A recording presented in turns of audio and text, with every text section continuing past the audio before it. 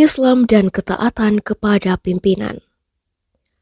20 Januari 2024, Lautan Manusia, ibu-ibu memadati Stadion Gelora Bung Karno atau GBK Jakarta, stadion kebanggaan negeri ini.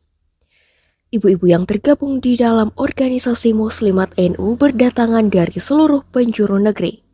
Hajatnya merayakan puncak Harlah Muslimah NU yang ke-78. Suasana hiruk-pikuk dan kegembiraan tampak di kalangan kaum ibu-ibu ini.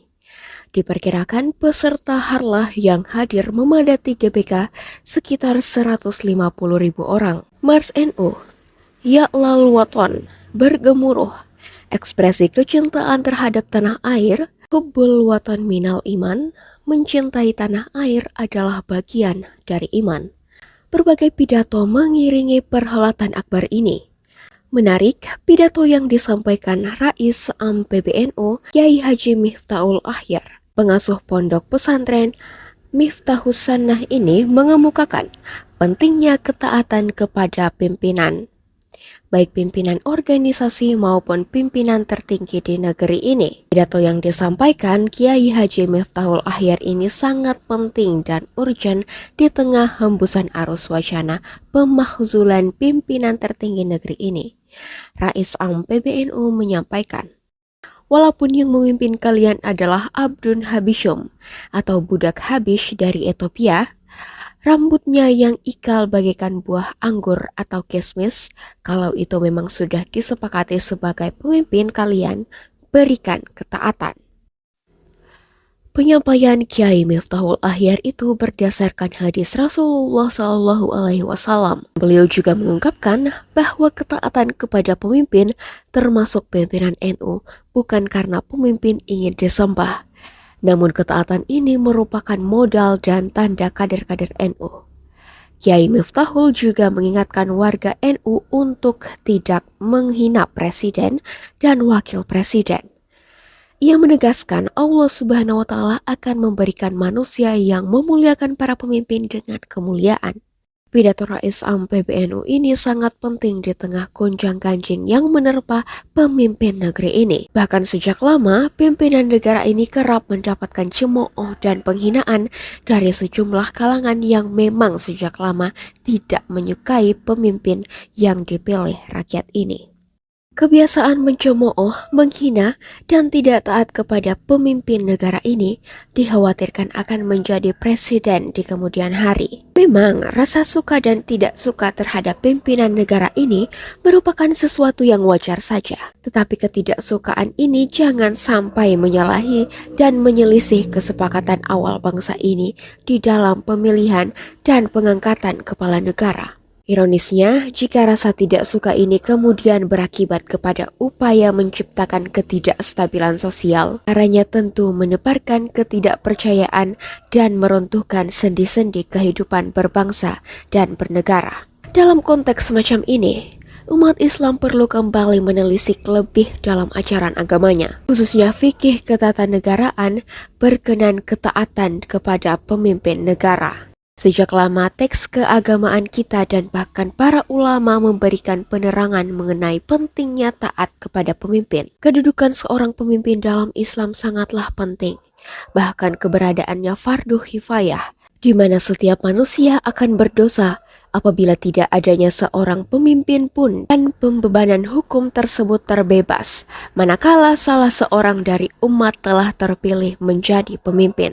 Bahkan Sayyidina Ali pernah berkata, lebih baik dipimpin oleh orang zalim daripada negara tidak ada pemimpin. Ini menunjukkan bahwa keberadaan pemimpin dalam negara itu mutlak diperlukan.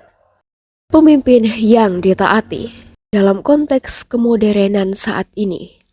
Pemilihan seorang pemimpin dilakukan melalui sejumlah mekanisme, antara lain pemilu. Rakyat berkesempatan memilih pemimpin yang dipandang layak dan akan memenuhi tanggung jawab kerakyatan. Mengutip pandangan Ahmad Mujahidin, guru besar Fakultas Syariah dan Ilmu Hukum UIN Suska Riau, bahwa dalam masyarakat beradab, kepemimpinan dibangun atas dasar konsensus nilai-nilai kearifan lokal. Jika kultur dan kearifan lokal dikaitkan dengan aktivitas kepemimpinan, maka ia menjadi sebuah entitas yang tidak bisa dipisahkan. Kepemimpinan tidak bisa terlepas dari nilai-nilai budaya dan kehidupan sosial masyarakat yang dianut. Ia tidak bisa dipertentangkan, tetapi ia harus direalisasikan atau bahkan diintegrasikan. Salah satu ciri kearifan lokal adalah memiliki tingkat solidaritas yang tinggi atas lingkungannya. Ada banyak istilah pemimpin dalam Al-Quran, antara lain imam dalam surat Al-Baqarah ayat 124, khalifah pada Quran surah Al-Baqarah ayat 30, malik Quran surah Al-Fatihah ayat 4, wali pada Quran surah Al-A'raf ayat 3, amir dan ra'in, sultan, rais, dan ulil amri. Habib Profesor Quraish Shihab bahkan mengungkapkan bahwa imam dan khalifah, dua istilah yang digunakan Al-Quran untuk menunjuk pemimpin. Kata imam diambil dari kata amma ya umum, yang berarti menuju dan meneladani. Kata khalifah berarti dari kata khalafah, yang pada mulanya berarti di belakang.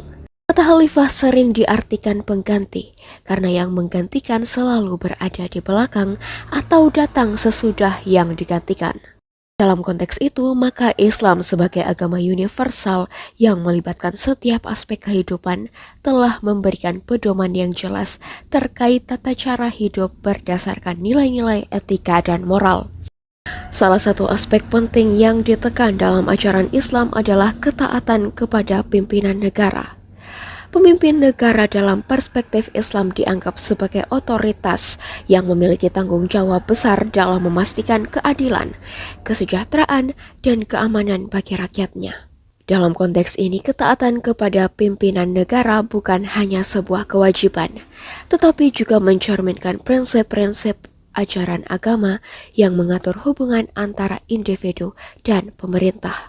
Al-Quran dalam sejumlah hadis Nabi Shallallahu Alaihi Wasallam telah memberikan tuntutan mengenai pentingnya ketaatan kepada pemimpin. Antara lain, hai orang-orang yang beriman, taatilah Allah dan taatilah Rasul-Nya, dan ulil amri di antara kamu. Quran Surah An-Nisa. Dalam ayat ini, Allah menjadikan ketaatan kepada pemimpin pada urutan ketiga setelah ketaatannya kepada Allah dan Rasul-Nya. Namun, untuk pemimpin di sini tidaklah datang dengan lafaz perintah taatilah, karena ketaatan kepada pimpinan merupakan ikutan atau tabi dari ketaatan kepada Allah dan Rasul-Nya Shallallahu Alaihi Wasallam. Oleh karena itu, apabila seorang pemimpin memerintahkan untuk berbuat maksiat kepada Allah, maka tidak ada lagi kewajiban mendengarkan dan taat kepada mereka.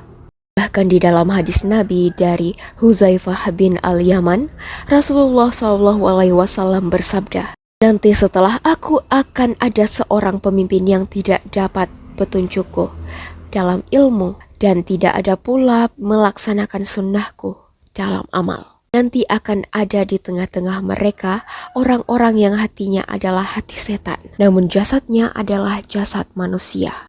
Aku berkata, wahai Rasulullah, apa yang harus aku lakukan jika menemui zaman seperti itu? Beliau berkata, dengarkanlah dan taat kepada pemimpinmu, walaupun mereka menyiksa punggungmu dan mengambil hartamu. Tetaplah mendengar dan taat kepada mereka. Hadis riwayat Muslim. Rasulullah juga bersabda, tidak ada kewajiban taat dalam rangka bermaksiat kepada Allah. Ketaatan hanyalah dalam perkata yang ma'ruf, bukan maksiat. Hadis riwayat Bukhari. Seorang muslim wajib mendengar dan taat dalam perkara yang dia sukai atau benci selama tidak diperintahkan untuk bermaksiat. Apabila diperintahkan untuk bermaksiat, maka tidak ada kewajiban mendengar dan taat. Hadis riwayat Bukhari. Umat Islam perlu memahami bahwa yang wajib dan terbaik adalah mendengar dan menaati pemimpin. Namun bukan berarti tidak ada amar ma'ruf nahi mungkar. Dalam hal itu tetap ada, tetapi harus dilakukan menurut kaidah yang telah ditetapkan oleh syariat yang mulia ini. Sebuah riwayat menyebutkan sahabat Amr bin Ash berkata kepada putranya Abdullah, Wahai anakku, pemimpin yang adil itu lebih baik dibandingkan dengan hujan yang deras. Macan yang buas lebih baik daripada pemimpin yang zalim. Sedangkan pemimpin yang sangat zalim itu masih lebih baik dibandingkan dengan fitnah yang permanen. Karena kan tidak ada pemimpin sama sekali. Last but not least, Syekh Ali Jam'ah, mantan mufti Mesir, menyintir makalah Imam Malik. Tetaplah menaati pemimpin yang zalim dan jangan sampai terjadi fitnah yang berkepanjangan tanpa akhir. Sebagai catatan akhir, ketaatan kepada pimpinan negara dalam Islam adalah suatu pondasi yang kuat untuk menciptakan masyarakat yang berkeadilan, aman, dan sejahtera. Ketaatan ini bukanlah bentuk fasilitas, melainkan ekspresi akhir dari kepedulian terhadap kepentingan bersama dan memelihara nilai-nilai moral yang dianut oleh agama. Dengan memahami dan mengamalkan prinsip-prinsip ini, umat muslim diharapkan dapat berkontribusi dalam pembentukan masyarakat yang bermoral dan berbudaya. Wallahu a'lam bishawab.